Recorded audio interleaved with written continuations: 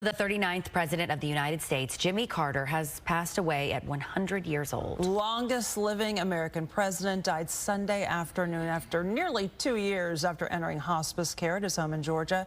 Jimmy Carter, a moderate Democrat, he was elected by an American people looking to regain trust in their government after the whole Watergate scandal.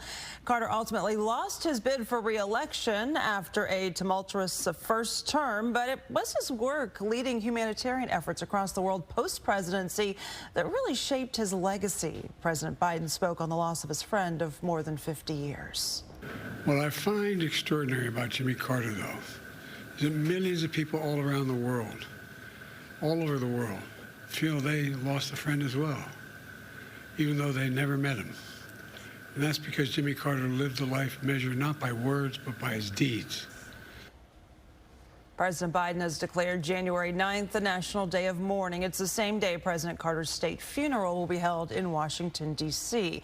And news of the former president's passing really hit close to home for a photojournalist here at Fox 4. Fox 4's Dan Godwin is here with that story. Dan? And Shannon, one of our photojournalists here is John Gnann. You've seen his work on the air for years.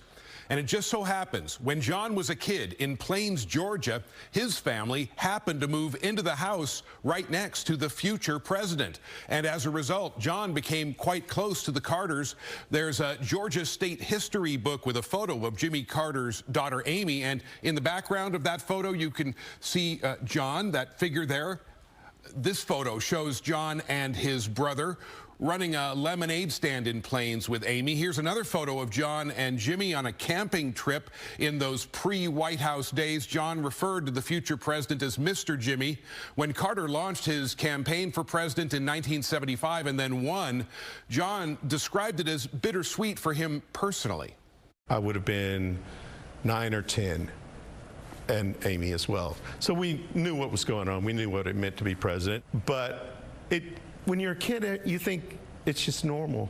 That's just like no, and you're really focused on how it affects you. And how it affected me was my best friend was moving away. The two families remained close during Jimmy Carter's 4 years in the Oval Office. John even spent the night in the White House. And remarkably, years later, it was John's dad who first introduced the Carters to Habitat for Humanity. And that organization, of course, would become synonymous with Jimmy Carter's post-presidency. John remained on friendly terms with the Carter family, and he and his wife and 2 kids got a photo with the former president and first lady decades after they all first met. His memories of the former president, someone who was genuinely kind and generous with a staggering amount of knowledge about the world, but also in so many ways, a very normal dad.